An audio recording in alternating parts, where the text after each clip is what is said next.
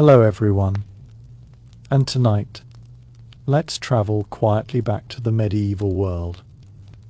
A time of candlelit castles, misty villages, and slow, quiet nights. But here's a curious question. Why did many medieval people rarely bathe? Was it because water was scarce? Or did they actually believe bathing could be dangerous? As the night grows calm and your mind begins to relax, we'll gently uncover the surprising reasons behind medieval bathing habits and the quiet routines of everyday life centuries ago.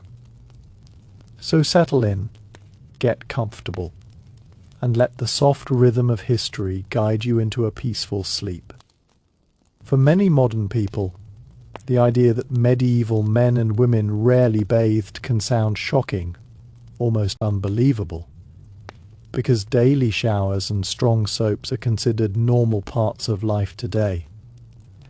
However, when we step into the world of medieval Europe and try to understand the realities of their time, the situation becomes far more complex than simply saying people were dirty. Bathing habits in the medieval period were shaped by climate, technology, social beliefs, religion, medicine, economics, and daily survival.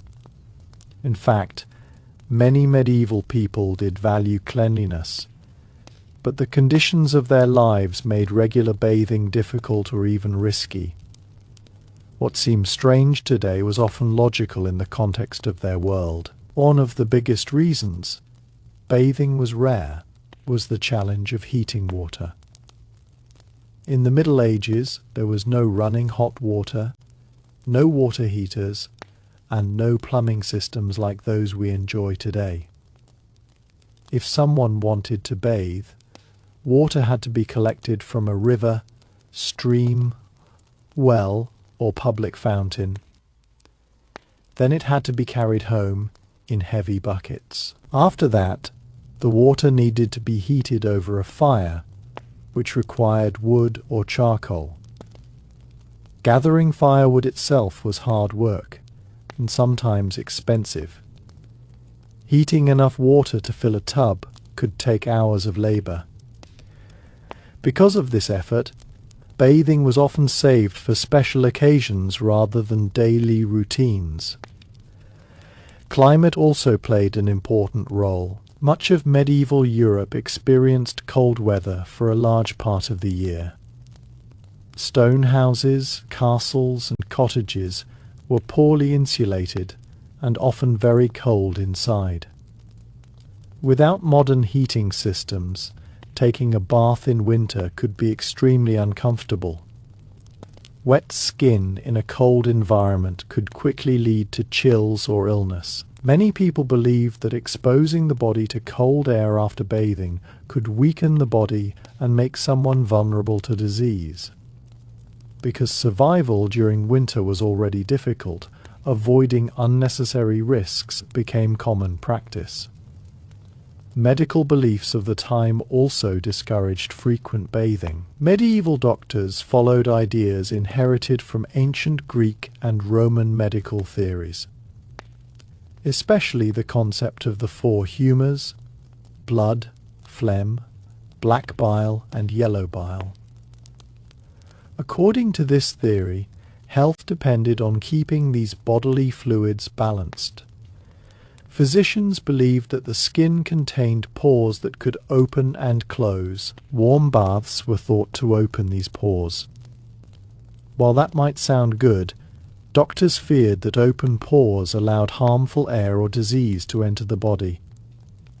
During times of epidemic diseases such as the plague, many medical authorities actually warned people against bathing too often, believing that it weakened the body's defenses.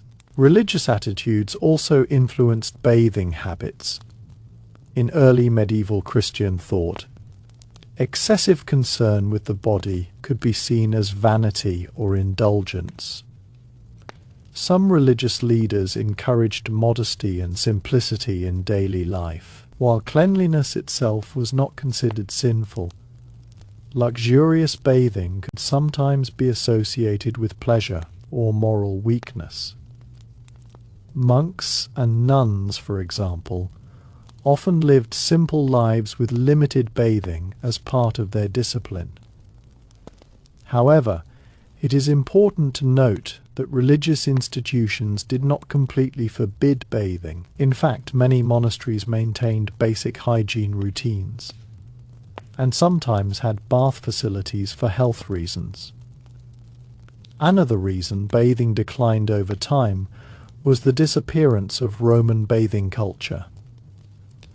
In ancient Roman times, large public bathhouses were common throughout the empire. These bathhouses were social centers where people could wash, relax, exercise, and meet friends. They were supported by advanced engineering systems that heated water and maintained large pools. But after the fall of the Roman Empire, many of these bathhouses fell into disrepair or were abandoned. Maintaining such complex structures required strong governments, stable economies, and skilled engineers, which were less common in the early medieval period. Without these public facilities, bathing became much less convenient. Urban living conditions also played a role. Medieval towns and cities were crowded and often lacked proper sanitation systems. Waste from homes, animals, and workshops was frequently dumped into streets or nearby rivers. Water sources could easily become contaminated. Because of this, people were cautious about using certain water sources for bathing, especially if they believed the water carried disease or foul substances. Drinking water was already precious, and people sometimes preferred to reserve clean water for cooking and drinking, rather than washing. Economic differences influenced bathing as well. Wealthy individuals in castles or noble households sometimes had access to wooden tubs and servants who could heat and carry water for them. These baths were still not daily events, but they occurred more often than among the poor. For peasants and labourers, however, daily life involved long hours of physical work in fields, forests, or workshops. After such exhausting labour, preparing a bath might feel like an unnecessary luxury. Instead, people cleaned themselves in simpler ways, such as washing hands and faces in small basins, or wiping the body with cloths, despite the common belief that medieval people never washed. This is actually a misunderstanding. Many forms of personal hygiene existed even without full bathing. People often washed their hands before meals, especially in noble households, where servants poured water over guests' hands at the table. Combing hair was common, and lice combs have been found in archaeological sites. Linen undergarments were widely worn and changed regularly, helping absorb sweat and keep the body cleaner. Because linen could be washed more easily than wool or outer garments, it served as an important layer of hygiene. Public bathhouses did still exist in some medieval cities, particularly in the earlier medieval centuries.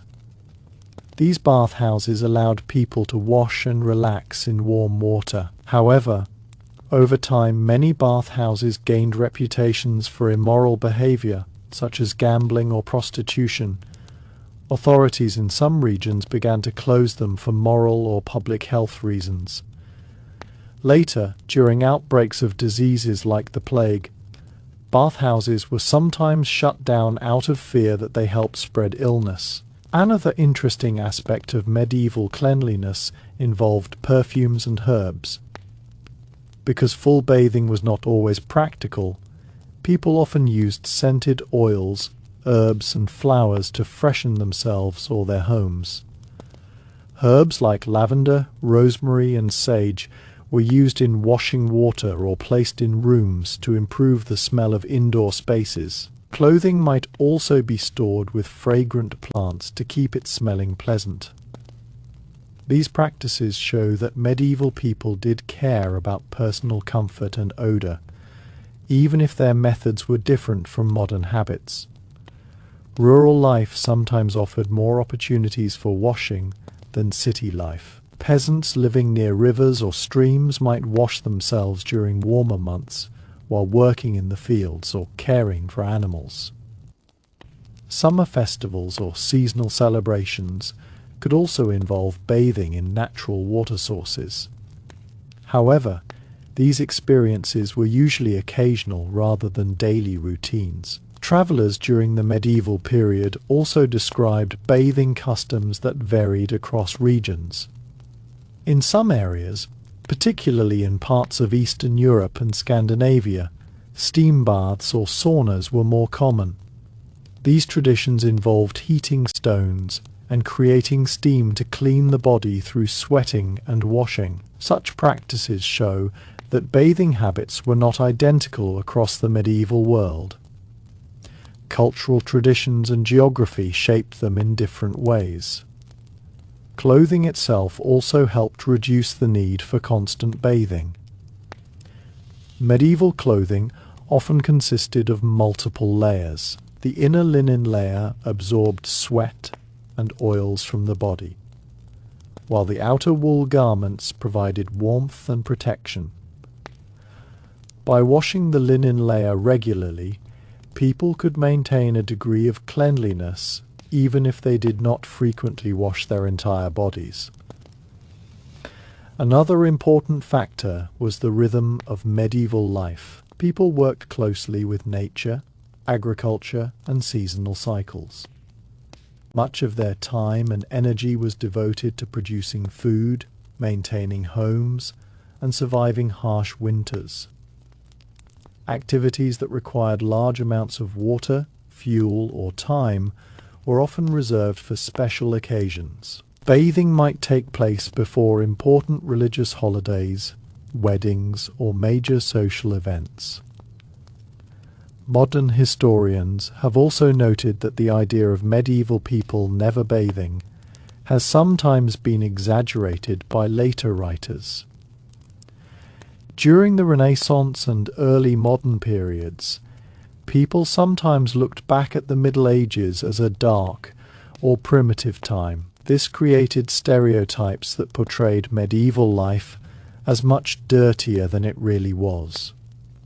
Archaeological discoveries and historical documents suggest that while bathing was less frequent than today, people still practiced many forms of hygiene within the limits of their environment. Understanding medieval bathing habits reminds us that everyday practices are shaped by technology, culture, and available resources. Today, hot water flows instantly from taps, heating systems warm our homes, and soap is widely available. In contrast, medieval people lived in a world where every bucket of water required physical effort and every piece of firewood had value. Their choices about bathing were not simply about comfort, but about practicality, survival, and the beliefs of their time. When we imagine a medieval village at dawn, with smoke rising from chimneys, and people preparing for a day of farming or craft work, we see a community focused on endurance and routine. Bathing was just one small part of life, among many other responsibilities. While modern standards of hygiene have changed, life in medieval times was shaped by a constant need to balance effort, resources, and survival. And this balance influenced nearly every daily habit, including personal hygiene. While bathing was not entirely absent from medieval life, it often occurred far less frequently than in modern society, because the process itself demanded time, energy, and materials that were not always easy to obtain. For most people, especially peasants and labourers, daily life began before sunrise and ended after sunset, with little time left for activities considered non-essential. Farming, tending animals, repairing tools, collecting firewood, cooking meals, and maintaining shelters were all urgent responsibilities. In such a demanding lifestyle, heating large amounts of water simply to wash, the body could feel like an unnecessary use of energy when that same effort might instead be used to cook food or keep a home warm. Water itself, though seemingly abundant in nature, was not always easily accessible in a usable form. Wells had to be dug and maintained, rivers could freeze during winter, and streams could become muddy or polluted after storms or nearby human activity. Carrying water from a well required physical labor, especially when the water needed for a bath might require several heavy buckets. In many villages, wells were shared among many households, so collecting large quantities of water for bathing might delay others who needed water for drinking or cooking. Because of this, people often used water sparingly and focused their limited supply on essential tasks. Another element that reduced the frequency of bathing was the structure of medieval homes.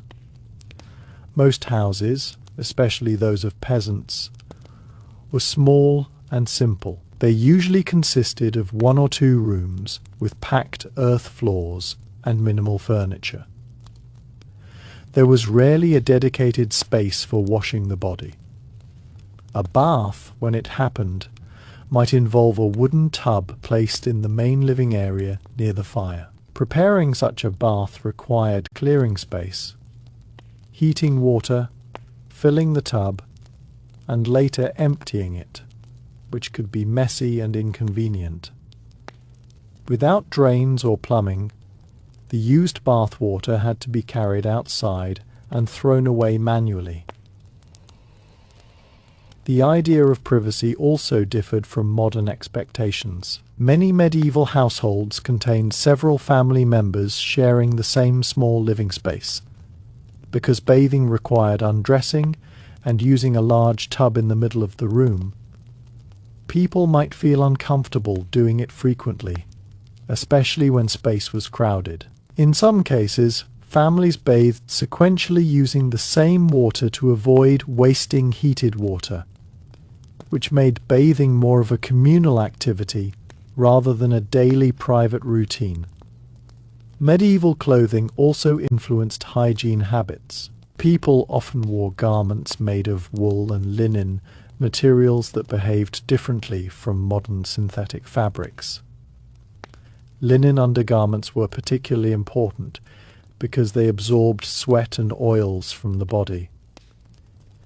These garments could be removed and washed more easily than the heavier outer clothing. As a result, keeping linen clean became one of the main ways people maintained personal hygiene, by regularly changing and washing undergarments. Individuals could stay reasonably clean without bathing their entire bodies frequently. Seasonal rhythms further affected bathing habits. During the warmer months, people had more opportunities to wash themselves in rivers, lakes, or streams. Agricultural work often involved sweating and exposure to dirt, so washing in natural water sources could provide relief and refreshment. However, during colder seasons, these natural options became uncomfortable or even dangerous due to freezing temperatures. In many regions, winter lasted for months, making outdoor washing extremely unpleasant. Instead of bathing, people focused on staying warm and conserving fuel for cooking and heating. Another interesting detail of medieval life is the importance of grooming rather than bathing. Combs, brushes, and cloths were common tools used to maintain cleanliness. Combing the hair removed dirt and parasites such as lice, which were unfortunately common due to crowded living conditions. People also used damp cloths to wipe their faces, necks, and hands. This method, sometimes called spot washing, allowed individuals to clean the most visible and sensitive parts of the body without preparing a full bath. Such routines were quick and practical, fitting easily into daily life. Perfumed oils, scented waters, and herbal mixtures also played a role in maintaining freshness. Herbs such as mint, thyme, lavender, and rosemary were widely known for their pleasant scents and mild antiseptic properties. These plants could be placed in bathwater when available, or rubbed onto the skin and clothing. Floors in homes were sometimes covered with layers of straw mixed with aromatic herbs. As people walked across the floor, the herbs released fragrance, helping improve the smell of indoor spaces. These methods reflected the medieval desire to maintain comfort and pleasant surroundings, even without modern hygiene products. Social class strongly influenced access to bathing opportunities. Nobles and wealthy merchants sometimes had private bathing facilities within castles or large homes. These baths might involve large wooden tubs, heated water carried by servants, and scented oils or soaps. Bathing in noble households could become a leisurely event accompanied by conversation or relaxation. However, even among the wealthy, daily bathing was not the norm, because preparing such baths still required significant labor from servants. In contrast, peasants often relied on simpler washing methods. A small wooden basin filled with water might be used for washing hands, face, and occasionally feet. Because peasants spent much of their time outdoors, they were already exposed to rain, rivers, and sweat from labor, which sometimes provided a natural form of rinsing. Dirt from agricultural work was common, but it was often accepted as part of life rather than something that needed immediate removal. Public bathhouses, though not as widespread as in ancient Roman times, continued to exist in some medieval towns. These bathhouses were sometimes heated buildings with wooden tubs or pools where people could wash and relax. Visiting a bathhouse could be both a hygienic and social activity. Friends might meet there to talk, eat, or drink while bathing. However, over time, these establishments gained controversial reputations in some cities because they were occasionally associated with immoral activities. As authorities attempted to regulate or close them, access to public bathing gradually declined in certain regions. Fear of disease also played a powerful role in shaping attitudes toward bathing. During outbreaks of epidemic illnesses, people searched for explanations and protective measures even without scientific knowledge of bacteria or viruses. Because warm baths were believed to open the pores of the skin, some physicians warned that this might allow harmful vapors or invisible toxins to enter the body. As a result, people sometimes avoided bathing during times of widespread illness, believing it was safer to keep the skin protected. It is also important to remember that medieval society included many different cultures across Europe, the Middle East, and parts of Asia. Bathing habits varied widely among these regions. In Islamic cities, for example, bathhouses known as hammams remained important parts of urban life.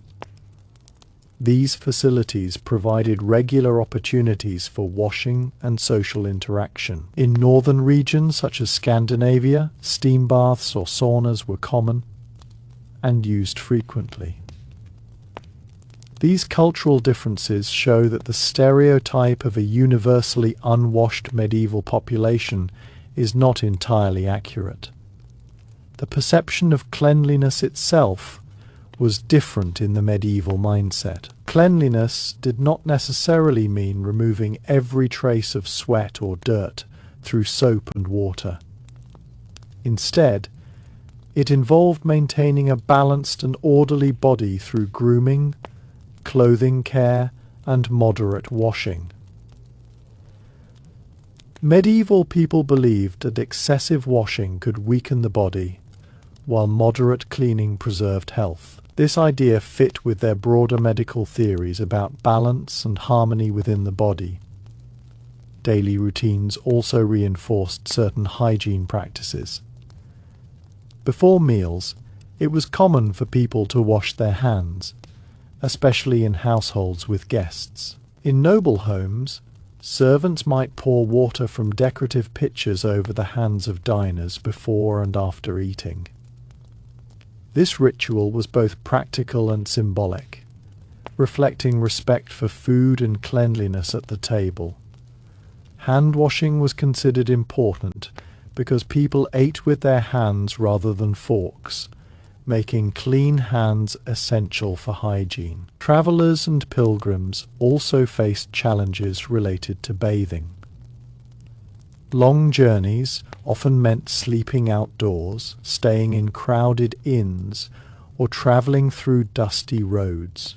Opportunities for bathing were limited during such trips, so travelers relied heavily on wiping their faces and hands with cloths and occasionally washing in rivers when available.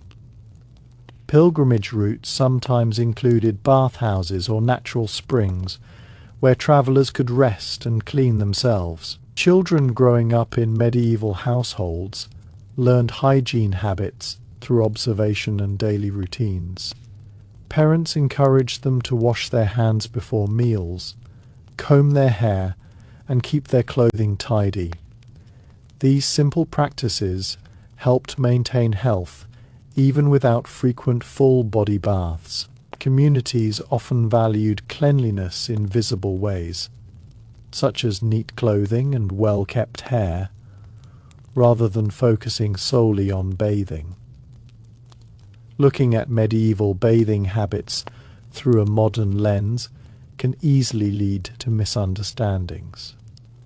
Today's expectations are shaped by indoor plumbing, heated water, and modern medicine.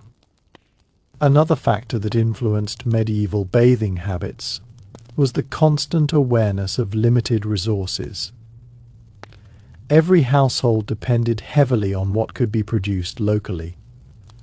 Firewood, for example, was essential not only for cooking but also for heating homes during cold seasons. Because forests were sometimes controlled by local lords or carefully managed to prevent overuse, gathering large amounts of wood for heating bath water was not always practical.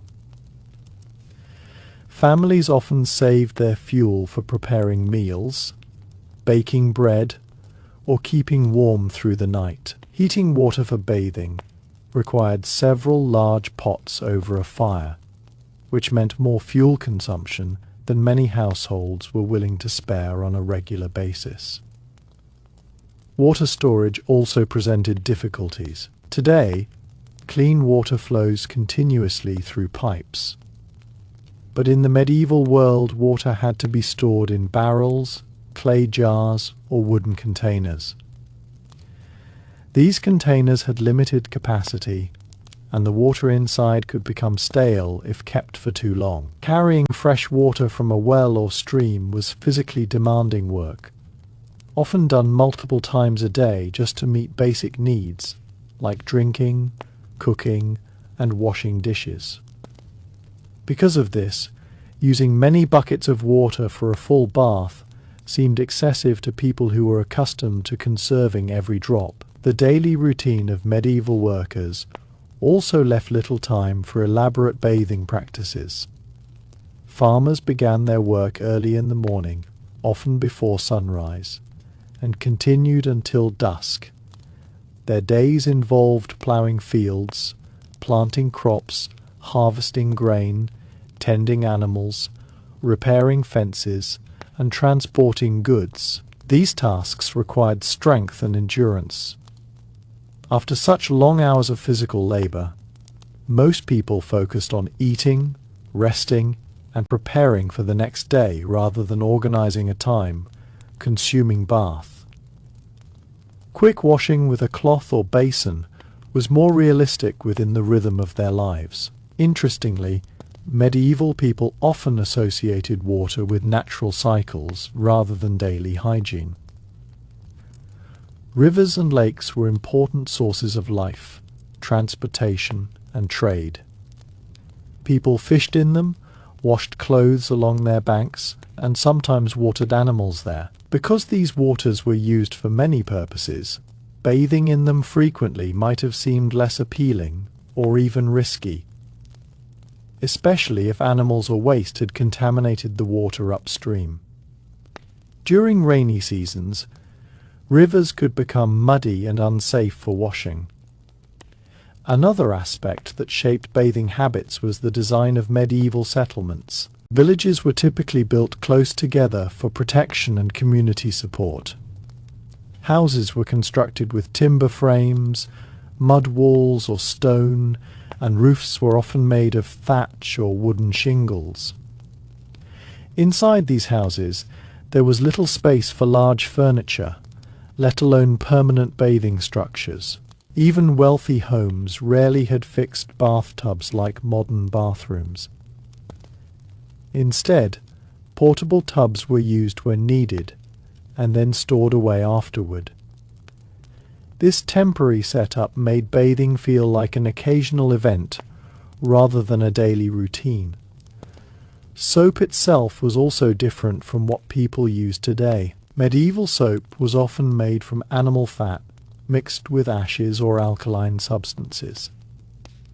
While it could clean fabrics and skin, it was usually rough and not particularly fragrant.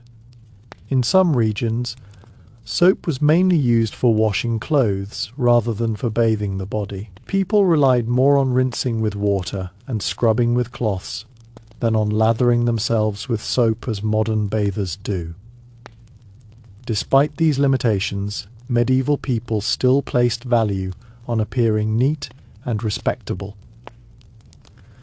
Grooming practices played a large role in everyday life. Hair was combed regularly, and beards were trimmed or shaped, depending on local fashion. Noblemen often employed barbers, not only for haircuts but also for shaving and minor medical procedures. The medieval barber's role shows that personal care remained important even when full bathing was infrequent. Hand-washing was especially emphasized. Before eating meals, it was common practice for individuals to rinse their hands using a small pitcher of water poured over a basin. In noble households, servants performed this task for guests, sometimes using decorative jugs and bowls. Clean hands were essential because meals were eaten directly with fingers, bread, or knives, rather than forks. Washing hands before and after meals helped maintain hygiene and was considered good manners. Foot washing was another occasional practice, particularly after long days of travel or work. Travellers arriving at inns or monasteries might be offered water to wash their feet as a gesture of hospitality. Religious traditions sometimes included ceremonial foot washing as a symbol of humility and care for others. These customs show that washing certain parts of the body held cultural and symbolic meaning, beyond simple cleanliness. The role of monasteries also contributed to hygiene practices in medieval society.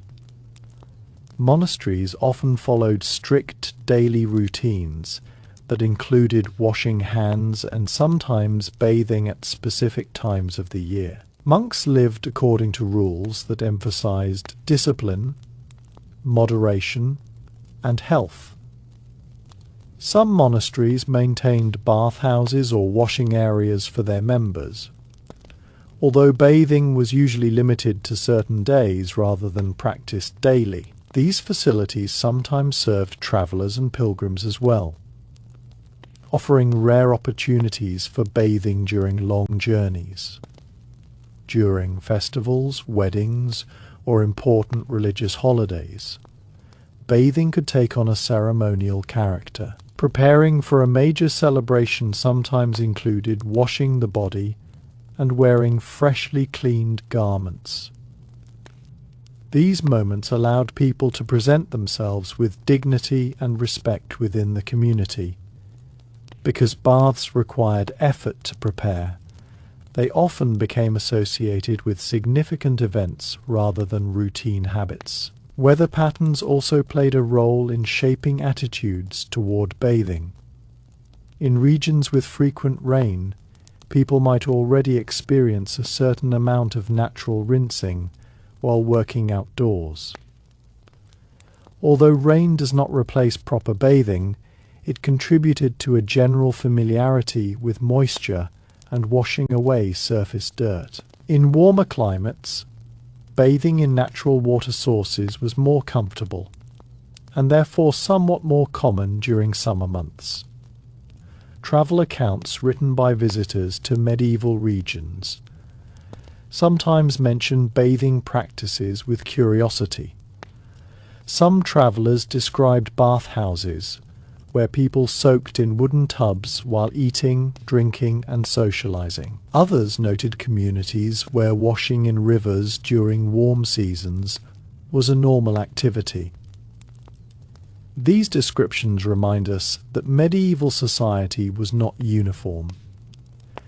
Customs varied widely depending on geography, culture, and local traditions.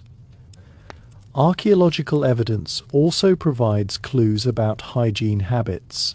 Excavations in medieval towns have uncovered items such as combs, ear, cleaning tools, tweezers, and small containers for perfumes or oils. These objects suggest that personal grooming mattered to people of many social classes, even when water was scarce or bathing inconvenient. Individuals still sought ways to care for their bodies and appearance. Another method used to maintain freshness involved frequent changing of clothing layers. Linen shirts and undergarments absorbed sweat and oils from the skin throughout the day. When these garments were washed and replaced, they helped remove accumulated dirt from the body. Because linen could be cleaned more easily than wool or leather, it played a vital role in maintaining hygiene.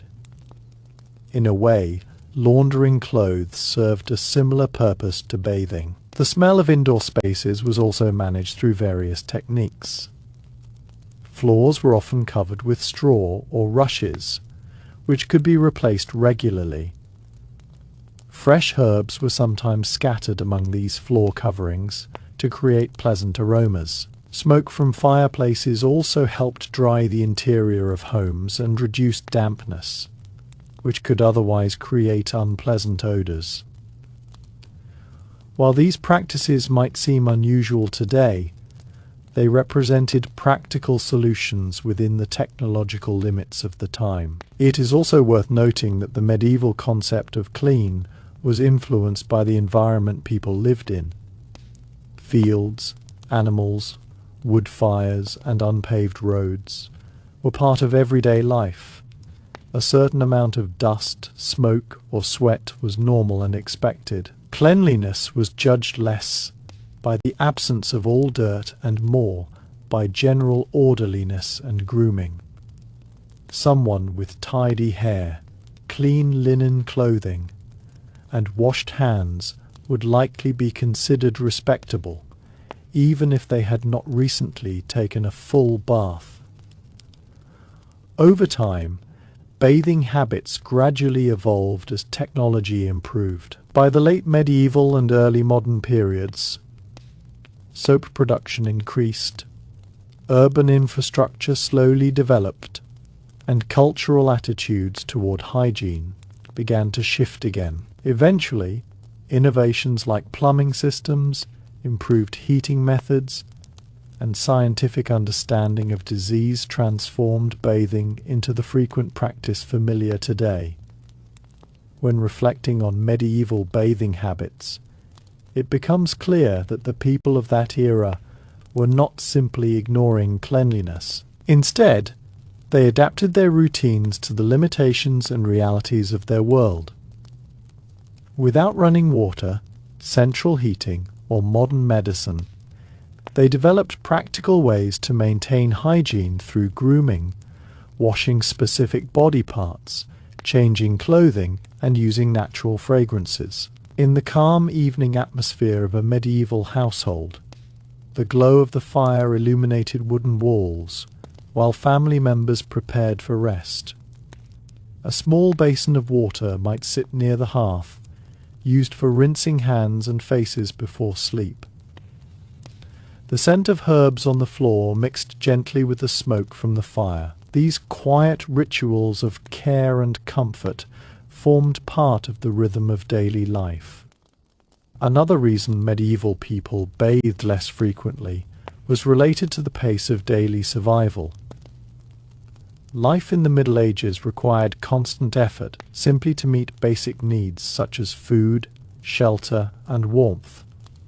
Most people lived in agricultural communities where nearly every member of the household had responsibilities. From a young age, children helped with tasks like collecting firewood, carrying water, feeding animals, or assisting in the fields.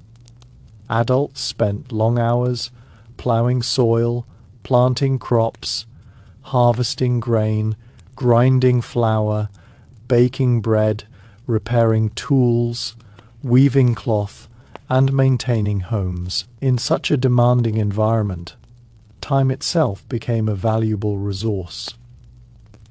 Activities that did not directly support survival were often reduced or simplified, and preparing a bath fell into that category for many families.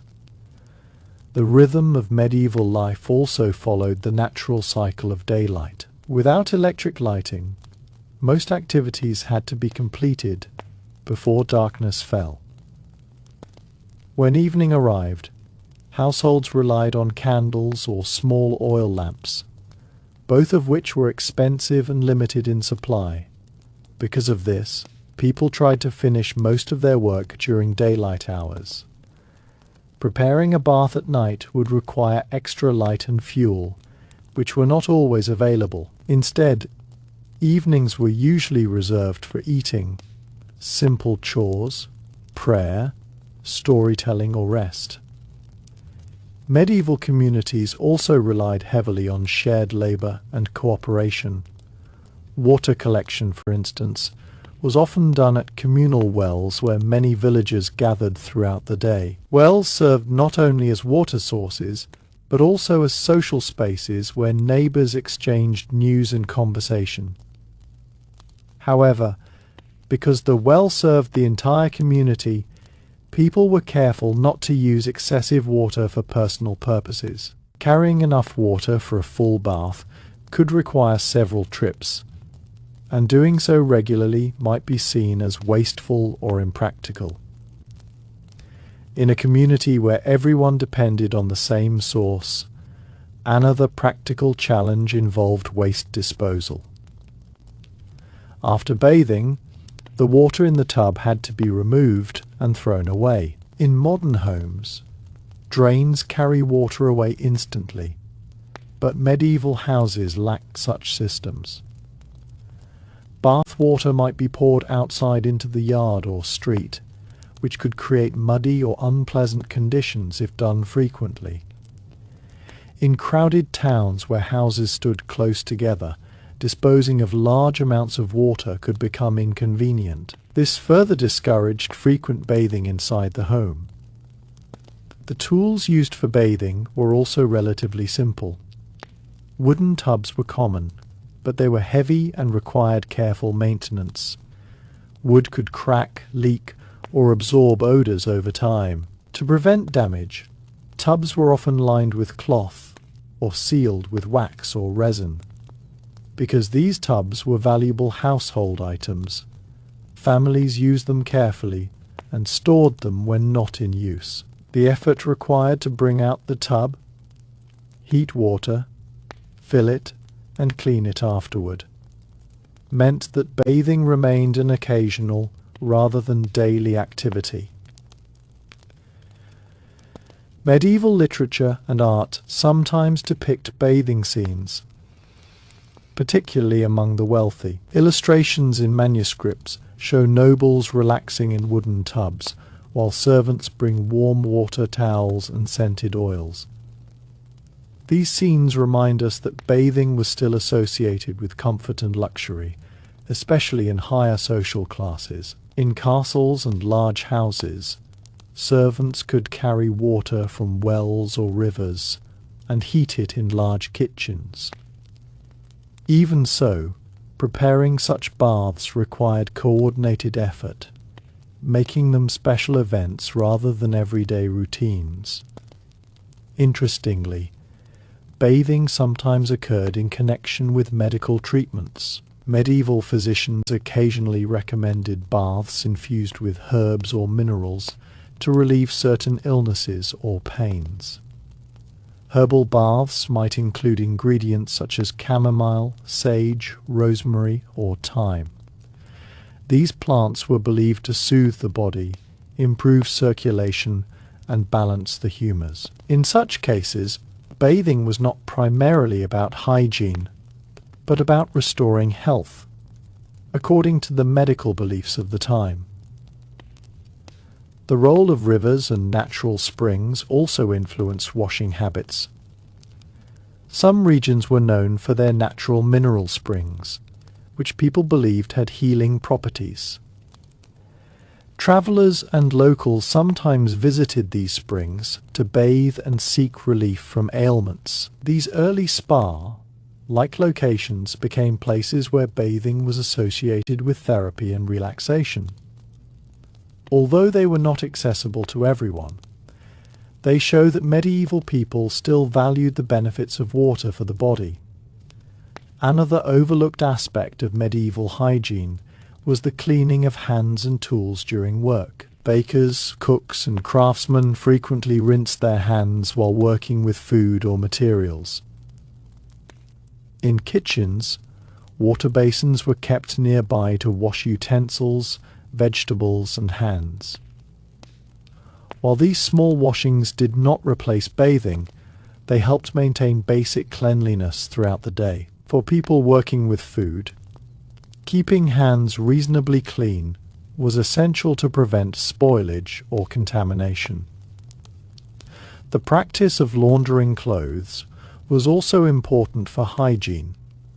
Washing clothes in medieval times involved soaking garments in water mixed with ashes or simple soaps. Clothes were then scrubbed, rinsed, and hung to dry in sunlight. Sunlight itself was valued for its ability to remove odors and brighten fabrics.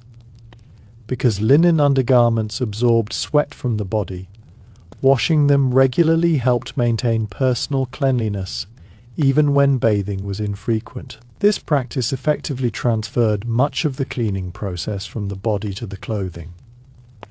Smell management played an interesting role in medieval life as well. Since daily bathing was uncommon, people used fragrances and natural scents to keep themselves and their surroundings pleasant. Small sachets filled with herbs or flowers were sometimes carried in pockets or worn on belts. These scented bundles helped mask odors and create a feeling of freshness. In wealthier households, perfumes made from rose water or other botanical extracts were occasionally used. Medieval towns had their own unique challenges regarding hygiene. Streets were often narrow and busy, filled with carts, animals, and market stalls. Waste from animals and households sometimes accumulated in public areas before being cleared away. Because of these conditions, maintaining perfect cleanliness was extremely difficult. Residents accepted a certain level of dirt as part of urban life. Nevertheless, People still attempted to keep their homes relatively tidy by sweeping floors and replacing straw bedding regularly. The concept of modesty also affected bathing customs. Medieval society placed strong emphasis on modest behavior, especially in religious communities. Bathing in public or communal spaces sometimes required separating men and women or scheduling different bathing times. Concerns about modesty may have reduced the popularity of some bathhouses over time, particularly when authorities worried about inappropriate behavior. Interestingly, medieval travelers often noticed differences in bathing habits between regions. Northern Europeans sometimes bathed in rivers during warm months, while in colder climates steam baths were more common. In parts of Eastern Europe and Russia, wooden bathhouses called banyas produced steam by pouring water over heated stones. These environments allowed people to sweat and cleanse their skin even during cold seasons. Such practices demonstrate how geography shaped hygiene traditions. The relationship between cleanliness and morality also played a subtle role. While excessive luxury was sometimes criticized, maintaining a neat appearance was associated with discipline and respectability.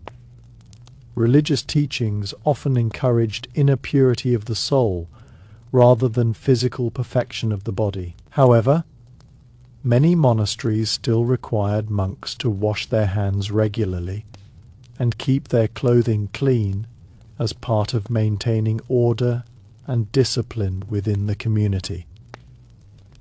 When historians study everyday medieval life, they often emphasize that cleanliness existed in many forms beyond bathing. Brushing hair, trimming nails, washing hands, changing clothes, and airing out bedding all contributed to maintaining health. Even simple acts like opening windows to allow fresh air into a room were considered beneficial for well-being. Seasonal festivals sometimes provided opportunities for bathing and washing clothes on a larger scale. Before important holidays, families might prepare themselves by washing garments, cleaning homes, and occasionally bathing. These preparations symbolized renewal and readiness for celebration. Such events show that bathing could still be meaningful even if it was not a daily practice.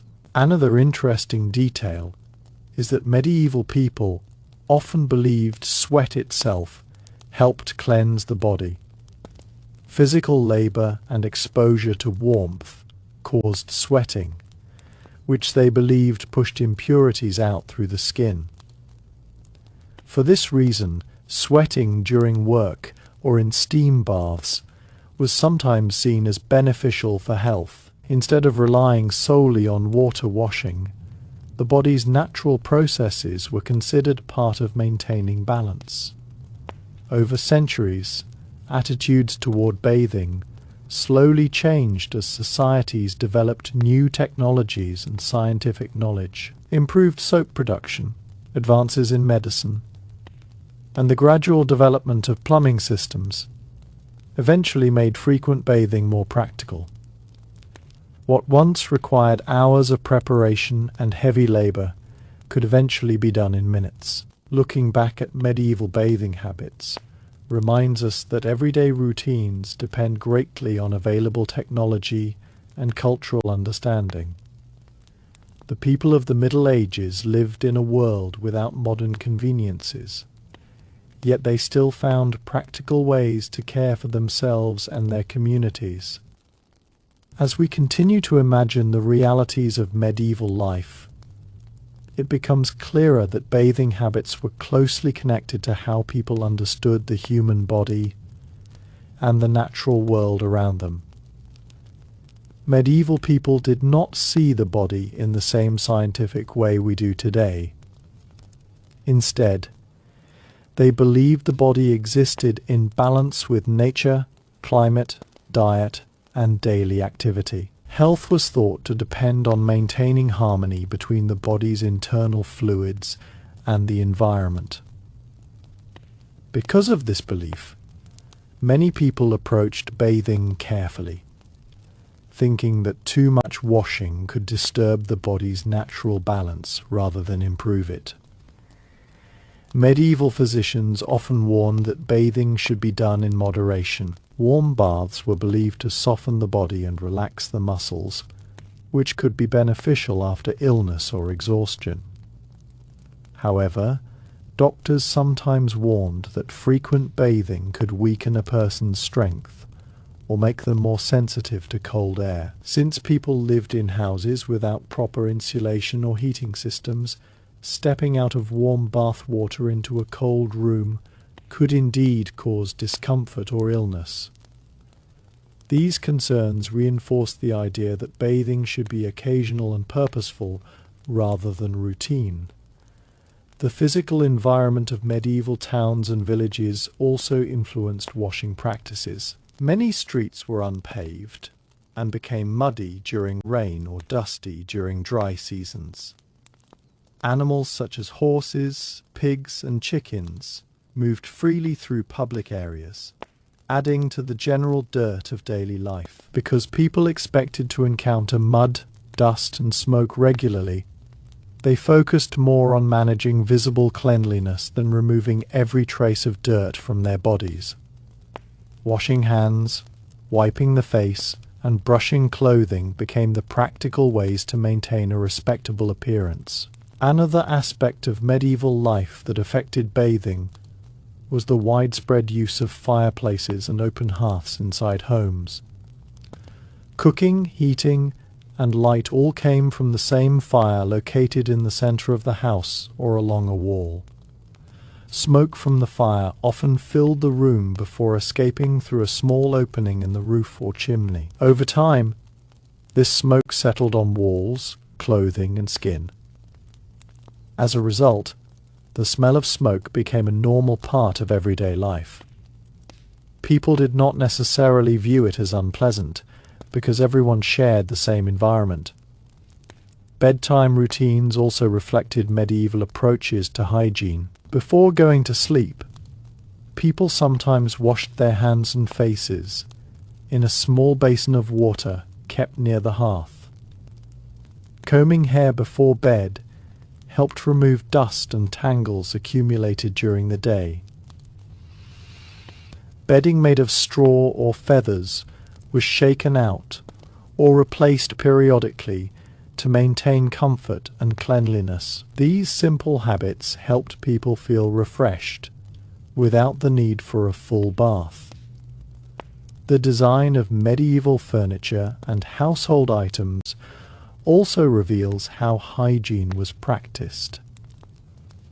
Wooden basins, ceramic bowls, and metal pitchers were common household objects used for washing. These items were small enough to carry easily and required only a modest amount of water. Because they were practical and convenient, they were used frequently for spot cleaning. This method allowed people to maintain a reasonable level of hygiene within the limits of their environment. Travel during the medieval period often lasted days or even weeks, which made regular bathing even more difficult. Roads were rough, journeys were long, and travelers carried only the essentials with them.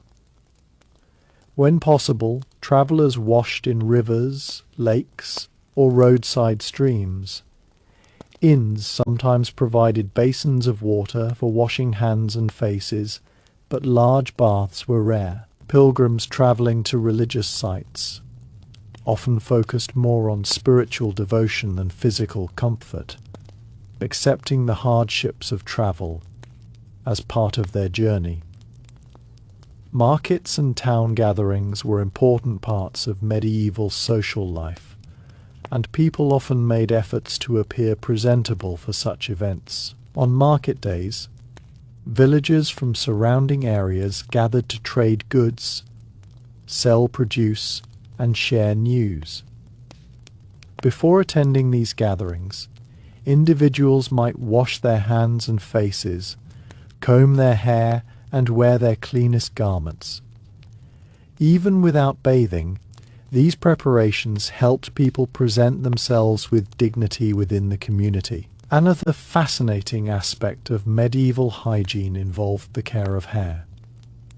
Hair was seen as an important part of personal appearance, and both men and women took steps to keep it tidy. Combs made from bone or wood were widely used, and many archaeological excavations have uncovered finely crafted combs from medieval settlements. Regular combing helped remove dirt and lice, which were common in crowded living conditions. Oils or herbal mixtures were sometimes applied to hair to improve its appearance and scent. Beards were also an important feature of medieval grooming. In some periods, men wore long beards as a symbol of maturity or status, while in other periods, shorter beards or clean. Shaven faces were fashionable. Barbers provided services such as trimming beards, cutting hair, and sometimes even performing simple medical procedures like bloodletting. The barber's shop became an important place for grooming and social interaction in many towns. Clothing maintenance was another key element of cleanliness. Garments were carefully brushed to remove dust and dirt, especially outer wool garments that were difficult to wash frequently. People often aired their clothing outside to allow fresh air and sunlight to remove odors. Sunlight was particularly valued for its ability to brighten fabrics and reduce smells. This simple method helped keep clothing fresh between washings. The presence of animals within medieval households also influenced hygiene routines. In rural areas, animals such as chickens, goats, or pigs sometimes lived close to human living spaces, especially during colder months when shelter was needed. While this arrangement helped protect animals and provide warmth, it also introduced additional dirt and odors into the household environment. Because such conditions were normal, medieval people developed practical ways of managing cleanliness rather than trying to eliminate every source of dirt. Another factor that discouraged frequent bathing was the lack of strong soaps or disinfectants. While soap existed, it was usually made from animal fat and wood ash, producing a rough and sometimes harsh substance. This type of soap worked better for washing clothes than for frequent use on the skin. Instead of relying heavily on soap, people cleaned themselves through rinsing, scrubbing with cloths, and using herbal mixtures that were gentler on the body. In wealthier households, bathing sometimes became a more elaborate event. Servants prepared the bath by heating water in large kettles and carrying it to a wooden tub placed near the fireplace. Fragrant herbs or oils might be added to the water for comfort. After bathing, the individual would dry off with linen cloths and dress in fresh garments. Such baths were enjoyable experiences, but still required considerable preparation, which is why they were not daily occurrences. During certain seasons, particularly in summer, bathing opportunities increased. Warm weather made it more comfortable to wash in rivers or lakes, and agricultural work often brought people close to natural water sources. Young people sometimes swam or bathed together in these waters as a form of recreation. These moments of relief from the heat provided both cleanliness and enjoyment. The medieval perception of dirt also differed from modern views. Dirt from soil or farming was often considered natural and harmless because it came directly from the land that provided food and livelihood. In contrast, foul smells from rotting waste or stagnant water were more strongly associated with disease or danger. As a result, Medieval people focused more on removing unpleasant odors than eliminating every speck of dust or soil. Community traditions also helped maintain a sense of order and hygiene. Periodic cleaning of homes, washing of bedding, and replacing of straw floor coverings were common practices. These tasks often took place during seasonal transitions, such as preparing for winter or spring. Cleaning the home was seen as an important part of maintaining health and comfort for the entire household. As the centuries passed, European societies slowly began to rediscover the value of more regular bathing. Improvements in urban infrastructure, trade, and technology gradually made soap more available and water systems more organized. Scientific discoveries about disease and hygiene eventually transformed public attitudes toward bathing. By the time modern plumbing and indoor bathrooms became common, the daily bath or shower had become an accepted part of life. Looking back at medieval bathing habits reminds us that historical lifestyles were shaped by the tools, knowledge, and environments available at the time. What might seem unusual today was often the most sensible approach within those circumstances. Medieval people balanced cleanliness with practicality, conserving their resources while still maintaining routines that helped them feel comfortable and presentable. In the quiet calm of a medieval evening, after a long day of labour in fields or workshops, families gathered around the warm glow of the hearth. Hands were washed in a basin of water, hair was combed, and clean linen garments were prepared for the next morning. Though simple by modern standards, these small acts of care reflected a thoughtful approach to daily life. Cleanliness was achieved not through constant bathing, but through steady habits woven into the rhythm of medieval living. Even when bathing was not a daily activity, medieval societies developed many subtle habits that helped people maintain a sense of personal order and comfort. One of the most important of these habits was the regular airing of the body and clothing. People understood that fresh air had a cleansing effect. On warm days, garments and bedding were often hung outside on lines, fences, or bushes, so that wind and sunlight could remove moisture and odors. Linen shirts, blankets, and straw bedding were frequently exposed to open air, which helped reduce smells and dampness inside homes. Though simple, this practice was one of the most effective forms of hygiene available at the time. Another everyday routine involved cleaning the skin with cloths. Instead of filling a large tub with water, people often used a bowl or pitcher to dampen a cloth and wipe parts of the body. This method allowed them to wash areas such as the face, neck, armpits, and feet without using large quantities of water. These partial washings were quicker and required far less preparation than a full bath. For people who worked long hours, this approach made practical sense because it removed sweat and dirt from the most sensitive areas while conserving both water and fuel. Medieval clothing also played a surprisingly important role in keeping the body clean. Linen undergarments were worn close to the skin and absorbed sweat throughout the day. Because linen could be washed and dried relatively easily, people often changed these garments regularly, even if they did not bathe frequently. In this way, the clothing itself acted as a barrier that captured dirt and oils before they reached outer garments or accumulated on the skin. When the linen was washed, much of that dirt was removed. This simple system helped maintain hygiene in a time before modern bathing routines. Foot care was another aspect of cleanliness that received attention in medieval life. Many people walked long distances each day, often on rough or muddy paths.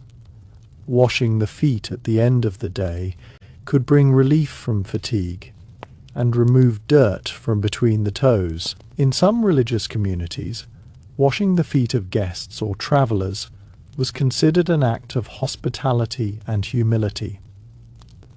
This gesture symbolized kindness and respect, demonstrating that cleanliness carried both practical and social meaning. Another interesting element of medieval hygiene was the treatment of hair. Long hair was common for both men and women in many parts of medieval Europe, and keeping it clean and manageable required effort. People combed their hair daily to remove dust and small insects. Combs made from bone, antler, or wood were common household objects, and archaeologists have discovered many beautifully carved examples in medieval settlements. Regular combing helped keep hair orderly and reduced the presence of lice, which were a common problem in crowded living conditions. To improve the smell of hair and clothing, people sometimes used herbal rinses made from plants such as rosemary, mint, or chamomile. These plants were soaked in water to produce a lightly scented liquid that could be poured over the hair or used to wipe the skin. Such herbal mixtures not only produced pleasant fragrances, but were also believed to have healing or cleansing properties. The cleaning of bedding was another routine that contributed to hygiene. Beds in medieval homes were often filled with straw, feathers, or wool. Over time, these materials could accumulate dust and moisture, so they were occasionally replaced or aired out. Fresh straw might be added to mattresses or floor coverings to create a cleaner sleeping environment. In wealthier households, linen sheets were washed and dried regularly, adding another layer of cleanliness. Public life also encouraged certain hygiene habits. When people attended church services, markets, or community gatherings, they made an effort to look presentable. This often meant washing the hands and face, combing hair, and wearing the cleanest available clothing. Even without bathing, these steps helped individuals appear respectable and prepared for social interaction. Medieval cooks and bakers also followed practical hygiene routines. Because food preparation required handling ingredients directly with the hands, cooks frequently rinsed their hands while working. Water basins were often kept in kitchens for washing vegetables, utensils, and hands. Although medieval people did not understand germs in the modern scientific sense, they recognized that clean hands helped keep food safe and appetizing. Another factor influencing bathing habits was the relationship between humans and nature. Medieval people spent much of their lives outdoors, working closely with soil, animals, and crops. Dirt from the land was not always seen as harmful. In fact, the earth itself was often viewed as a source of life and nourishment. As a result, a certain amount of dirt was considered natural and unavoidable. People focused more on removing foul smells or sticky sweat than eliminating every trace of soil from their bodies. Seasonal bathing traditions also existed in some communities. During warm summer months, rivers and lakes became places where people could cool off and wash away the sweat of long working days. Swimming or bathing in natural water sources sometimes became a recreational activity, especially for younger members of the community. These seasonal baths offered moments of refreshment during the hottest parts of the year. In colder seasons, however, bathing in open water was nearly impossible in many regions. Rivers froze, and the cold air made wet skin uncomfortable or even dangerous. During winter, people relied almost entirely on small washing routines indoors. They might warm a small amount of water near the fire and use it for washing hands and faces before meals or bedtime. The role of scent in medieval culture also reveals how people approached hygiene. Pleasant smells were highly valued, and unpleasant odours were often associated with illness or decay. Herbs such as lavender, thyme and sage were placed around homes to produce refreshing scents. Sometimes these herbs were sewn into small cloth bags and carried on the body or hung in living spaces. These practices helped create an atmosphere that felt clean even without frequent bathing. Another important element was the maintenance of tools and household items. Cooking pots, wooden spoons, and drinking cups were rinsed and cleaned regularly. Even though water was limited, maintaining clean utensils was necessary to prepare food properly. In this way, hygiene extended beyond the body to the entire household environment. Travelers who visited medieval regions often noticed that bathing customs differed widely from place to place. In some northern areas, steam baths similar to modern saunas were used to clean the body through sweating. Heated stones produced steam that opened the pores and allowed people to wash away dirt afterward. These traditions showed that some communities still valued more thorough bathing methods even when other regions practiced simpler routines. Medieval children learned hygiene habits through daily observation. They saw their parents washing hands before meals, combing hair in the morning, and changing linen garments. Over time, these habits became part of the natural rhythm of life. Cleanliness was not taught through formal rules, but through repetition of simple practices within the household. The relationship between bathing and celebration also remained important. Before weddings, festivals, or religious holidays, people sometimes took special care to wash themselves and wear freshly cleaned garments.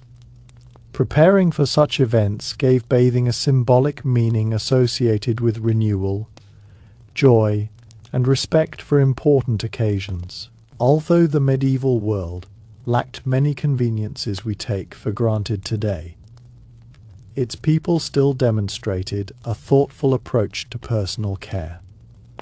They balanced the effort required for bathing with the realities of their environment. Through grooming, clothing care, herbal fragrances, and occasional baths, they maintained a level of cleanliness suited to their time. As night settled over a medieval village, and the last glow of daylight faded behind wooden cottages and stone walls, families prepared quietly for rest. A basin of warm water might pass from one person to another as hands and faces were washed after the day's work. Hair was combed, fresh linen laid out for the morning, and the scent of herbs drifted gently through the room. These small routines, repeated day after day, formed the quiet foundation of hygiene in medieval life, showing that even without frequent bathing, people still valued comfort, order, and care in their daily existence. As we look deeper into everyday life in the medieval world, it becomes clear that bathing habits were part of a larger pattern of living that emphasized practicality and adaptation to the environment. People in the Middle Ages developed routines that fit naturally within their surroundings, and these routines often focused more on maintaining balance and comfort, rather than achieving complete physical cleanliness as modern society defines it. Bathing was simply one small piece of a much broader system of daily habits that helped people remain healthy and presentable. One important aspect of medieval hygiene was the morning routine. When people woke up, they often began their day by washing their hands and faces using a small basin of water. This simple act helped remove sweat or dust accumulated during sleep and refreshed the body before beginning work. Combing the hair was also a regular part of the morning ritual. A tidy appearance was valued, especially when interacting with neighbors, customers, or community members. Even though these actions required only a small amount of water, they played an important role. As we continue exploring everyday life in the medieval world, it becomes even clearer that bathing habits were shaped by a careful balance between effort, environment, and cultural beliefs. Medieval people lived in a time when nearly every task required physical labor. Fetching water, heating it, preparing a bathing area, and cleaning up afterward could take hours. Because of this, people naturally focused their energy on activities that were essential for survival, such as farming, cooking, repairing tools, and maintaining shelter. Bathing therefore became an occasional activity rather than a routine one, not because people disliked cleanliness, but because the process itself demanded significant time and resources. In many medieval homes, water was treated as something valuable and not to be wasted. A household might collect water several times a day from a well or nearby stream, and every bucket had a purpose. Drinking, cooking, washing dishes, and feeding animals all required water. When families calculated how to use their supply, bathing the entire body often seemed like a luxury. Instead, people practiced smaller forms of washing that used much less water, but still helped maintain comfort and hygiene. One such habit involved washing the face and hands several times throughout the day. Dust from roads, smoke from fireplaces, and sweat from work often settled on the skin. By rinsing the face and hands in a basin of water, people could remove much of this dirt quickly. These small washings were easy to perform and became part of everyday routines, especially before meals or after returning from outdoor work. Feet were another part of the body that people sometimes washed more regularly than the rest. Because walking was the main method of transportation, feet endured constant contact with dirt, mud, and rough ground. Washing the feet at the end of the day helped relieve discomfort and remove debris collected during long hours of movement. In some communities, washing the feet of guests was even seen as an act of hospitality and kindness. The practice of combing hair was also essential to personal cleanliness. Medieval combs were common items found in homes, and they were often carefully crafted from bone or wood. Combing removed dust and insects that could gather in hair during daily activities. Since bathing hair required more water and effort, combing served as an efficient way to keep hair neat and relatively clean. Hair coverings also helped maintain cleanliness. Women often wore veils, scarves, or cloth head coverings, which protected hair from dust and smoke. Men sometimes wore caps or hats for the same reason. These coverings acted as barriers between hair and the environment, helping it stay cleaner for longer periods.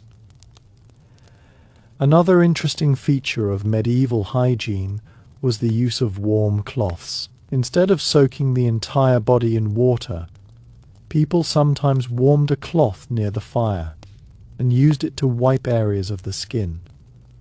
The warmth helped loosen dirt and sweat, making it easier to clean the body without needing a full bath. This method was practical during cold weather, when bathing in large amounts of water could be uncomfortable. The design of medieval clothing also supported cleanliness. People wore multiple layers of garments, with linen worn closest to the skin. Linen had the ability to absorb sweat and oils from the body, keeping the outer clothing cleaner. Since linen garments could be washed more easily than heavier wool clothing, they were often cleaned regularly. Changing linen clothing was therefore an important part of staying hygienic. Laundry itself was a major household task that often took place near rivers or streams. Families carried their clothing to water sources, where garments were soaked, scrubbed, and rinsed. The process could take many hours, but it helped keep clothing fresh and removed much of the dirt absorbed from daily work. When clothes dried in the sun, they gained a natural freshness that people associated with cleanliness. The smell of medieval homes was influenced by many factors, including cooking fires, animals, and damp weather. To create a more pleasant environment, people often relied on herbs and plants. Lavender, sage, thyme, and mint were commonly used to scent living spaces. These herbs might be placed on floors, hung from walls, or mixed into bedding. Their fragrance helped mask unpleasant odors and made homes feel cleaner and more comfortable.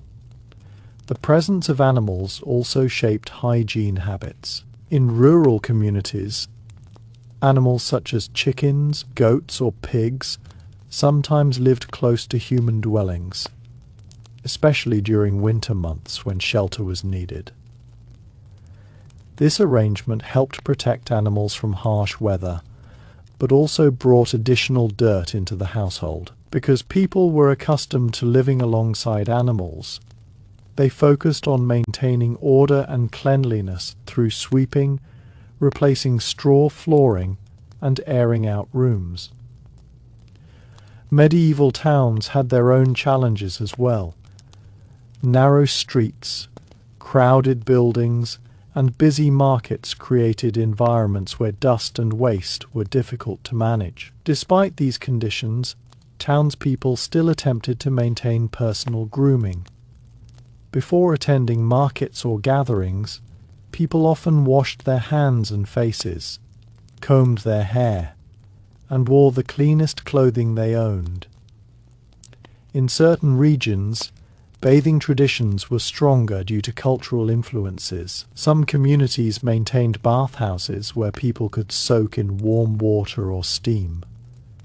These bathhouses sometimes served as places of relaxation and social interaction, where friends met to talk and unwind. However, maintaining such facilities required fuel, water, and maintenance, so they were not present in every town. Religious life also influenced attitudes toward the body and cleanliness. Many religious teachings emphasized modesty, discipline, and humility.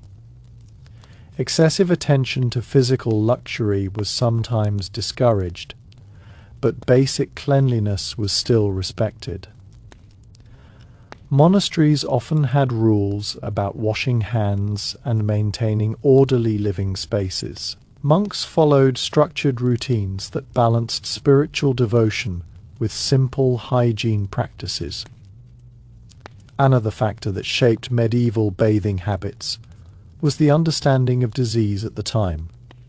Without knowledge of bacteria or viruses, people relied on theories that connected illness with air quality, bodily balance, or environmental conditions. Some physicians believed that bathing too often could weaken the body or open the pores to harmful influences in the air. These beliefs encouraged moderation in bathing practices.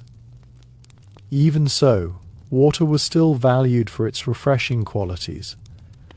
During warm summer days, people sometimes bathed in rivers or lakes to cool themselves after working in fields. Such moments provided relief from heat and sweat.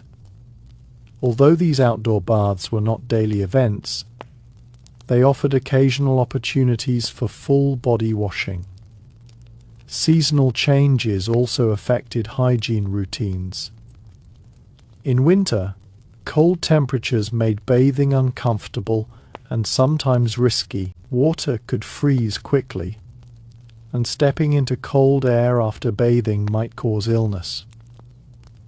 During these months, people relied heavily on partial washing and grooming rather than full baths. The medieval concept of cleanliness was therefore practical and balanced. Instead of focusing solely on bathing, people combined many smaller habits to maintain personal care. Washing hands, combing hair, changing linen garments, airing bedding, and using herbs for fragrance all contributed to a sense of hygiene. Over time, improvements in technology gradually transformed these practices. As plumbing systems developed and soap production increased, bathing became easier and more common. Scientific discoveries about germs eventually encouraged more frequent washing as a way to prevent disease. When we look back at medieval life, we can see that people were not indifferent to cleanliness. They simply approached it differently, adapting their habits to the tools and knowledge available to them. Their routines were shaped by practicality, community traditions, and the rhythms of nature. In the peaceful quiet of a medieval village at night, after fields had grown dark and the last animals were settled, families gathered near the warm glow of the hearth. A small basin of water might be shared, so that hands and faces could be washed before sleep.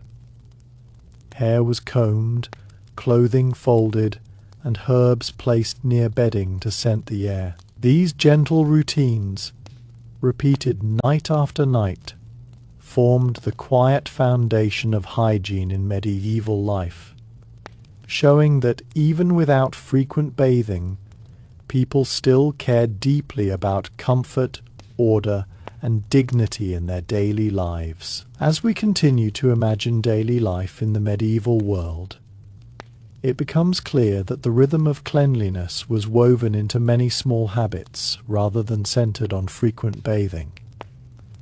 People lived in close connection with the natural environment, and their understanding of hygiene reflected that relationship. Instead of seeing cleanliness as something achieved through daily immersion in water, they saw it as a balance between grooming, clothing, care, fresh air, and occasional washing. One practice that helped maintain this balance was the regular cleaning of the face and eyes. Dust from unpaved roads, smoke from indoor fires, and wind from outdoor work often irritated the eyes and skin. Medieval people sometimes rinsed their faces in small bowls of water early in the morning or before bed. This helped soothe tired eyes and remove particles of dust. Even a small splash of water could provide a refreshing feeling that prepared a person for the day ahead. Another habit involved the care of hands throughout the day. Hands were constantly exposed to dirt through farming, cooking, crafting, and handling tools, because hands were visible and used in social interactions. Even beyond the routines of washing hands, grooming hair, and changing linen garments, medieval life contained many quiet habits that helped people manage cleanliness within the limits of their world. Life was deeply connected to the rhythms of nature, and many hygiene practices were shaped by seasons, weather, and daily labor. Medieval people understood that maintaining order in the home and on the body contributed to health and comfort, even if they did not bathe frequently.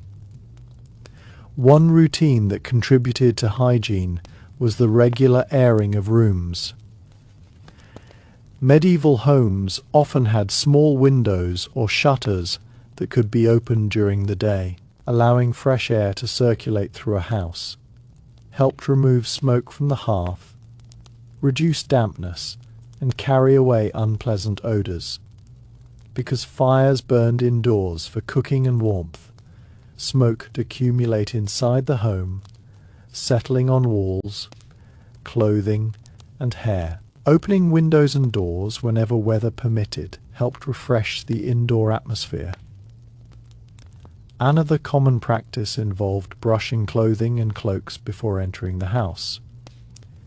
People who worked in fields or travelled along dusty roads often returned home with dirt clinging to their garments. Before sitting down for meals or resting indoors, they might shake out their cloaks or brush away loose dirt. This prevented excessive dust from spreading throughout the house and helped keep living spaces cleaner. Medieval households also relied on simple tools for maintaining order. Brooms made from bundles of twigs or straw were used to sweep floors daily. Even though many floors were made of packed earth or wooden boards, sweeping removed loose dirt, ash from fireplaces, and scraps of straw that accumulated over time. Keeping the floor relatively clean improved both comfort and hygiene within the home. Another subtle aspect of medieval cleanliness involved the care of eating utensils and dishes. Although tableware was often simple wooden bowls, metal knives, clay cups, people still rinsed these items after meals. Water from a basin or bucket was used to wash dishes before they were dried near the fire. This prevented leftover food from spoiling and creating unpleasant smells in the house. Personal grooming continued to play an important role in everyday appearance. Medieval mirrors, often made from polished metal rather than glass, allowed people to check their faces and hair. Although these mirrors were small and not perfectly reflective, they helped individuals maintain a neat appearance. Straightening hair, adjusting clothing, and wiping the face were simple actions that contributed to self-presentation. The care of beards and facial hair was another form of hygiene for many men. Beards were common in several medieval periods, but they required trimming and grooming to remain tidy. Barbers provided these services in towns and markets. Visiting a barber was not only about grooming, but also about social interaction. People gathered in barber shops to exchange news and conversation, while receiving haircuts or beard trims. Clothing storage also influenced hygiene practices. Garments were often stored in wooden chests or hung on simple pegs attached to walls. To keep clothing fresh, people sometimes placed herbs such as lavender or rosemary inside storage chests. These herbs added fragrance and helped discourage insects from damaging fabrics. In this way, scent and cleanliness were closely connected in medieval households. The cleaning of bedding was another important routine. Beds were valuable pieces of furniture, and their contents needed to be maintained carefully. Feather pillows and mattresses were occasionally shaken and aired to prevent moisture buildup.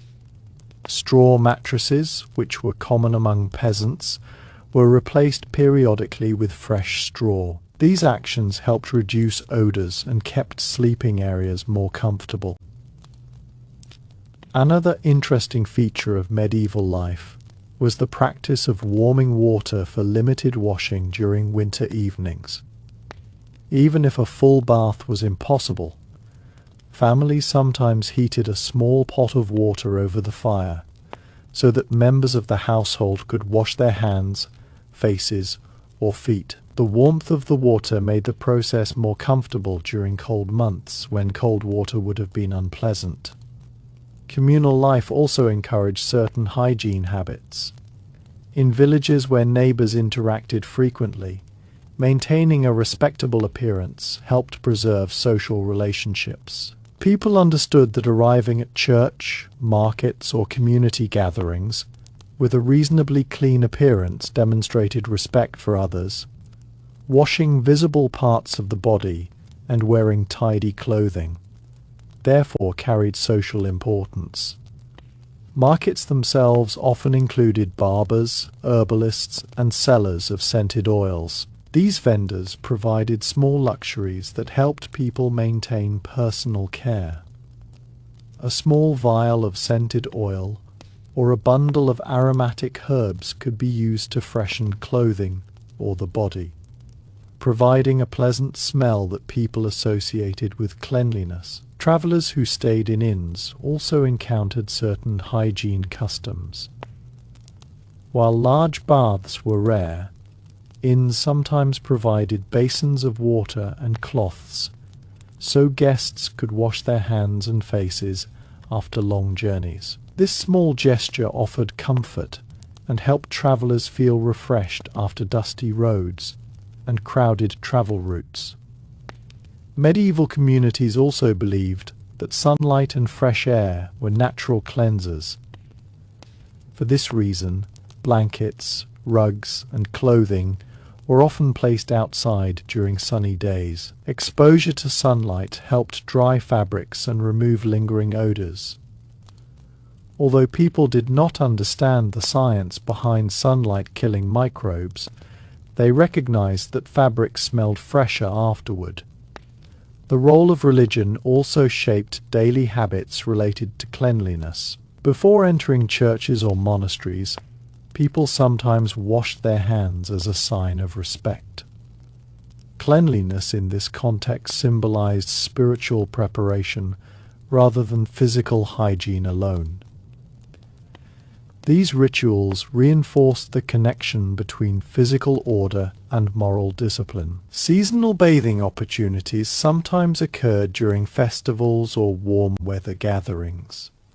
Rivers, lakes, or natural springs provided places where people could cool themselves after long days of work. Young people especially enjoyed swimming during the summer months. These moments of washing were refreshing experiences that contrasted with the labor of everyday life. As towns slowly grew during the later medieval period, authorities occasionally attempted to improve sanitation by regulating waste disposal or maintaining public water sources. Although these efforts were limited compared with modern sanitation systems, they reflected a growing awareness of the importance of cleaner environments. The gradual spread of trade also introduced new materials that influenced hygiene. Imported soaps, scented oils, and textiles became available in some markets. Wealthier households sometimes experimented with these products, which made washing and grooming more pleasant. Over time, these innovations helped change attitudes toward bathing and personal care. When we step back and consider the entire picture of medieval life, it becomes clear that people did not ignore cleanliness. Instead, they practiced a form of hygiene suited to their technology and environment.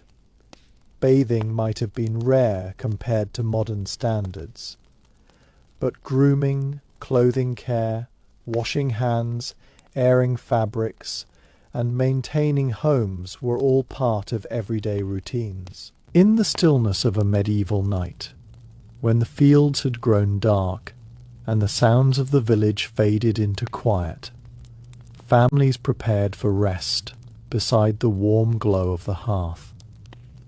A small bowl of warm water might be shared for washing hands and faces before sleep. Hair was combed, bedding arranged, and the soft fragrance of herbs drifted through the room. These gentle nightly routines reflected a calm rhythm of life, showing that even in an age without modern plumbing or daily baths, people still cared deeply about comfort, cleanliness, and dignity within the simple patterns of their everyday world. As we continue to look deeper into the everyday habits of medieval society, it becomes even clearer that cleanliness was maintained through a wide range of practical routines, rather than frequent bathing.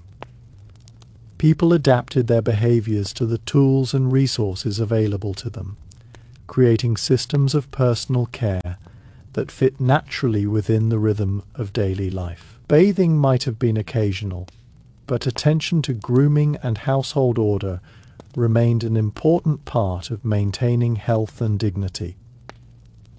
One habit that contributed to hygiene was the careful maintenance of household textiles. Medieval homes contained many fabric items such as blankets, tablecloths, curtains, and garments. These fabrics absorbed dust, smoke, and odors from daily life, especially because fireplaces burned constantly for cooking and heating. To keep fabrics fresh, families often shook them outdoors and allowed them to hang in fresh air. Even a short period of exposure to sunlight and wind helped remove moisture and improve their smell. Another common practice was the periodic cleaning of storage spaces. Wooden chests used for storing clothing or bedding were sometimes opened and aired out so that fabrics inside could remain dry. Herbs such as lavender, mint, or rosemary were placed among stored garments to keep them smelling pleasant and to discourage insects that might damage the cloth. This method helped preserve valuable clothing in a time when fabric production required significant effort. The medieval awareness of smell played a strong role in shaping ideas about cleanliness. While modern people often focus on visible dirt, medieval communities were highly sensitive to odors. Pleasant smells were associated with health and comfort.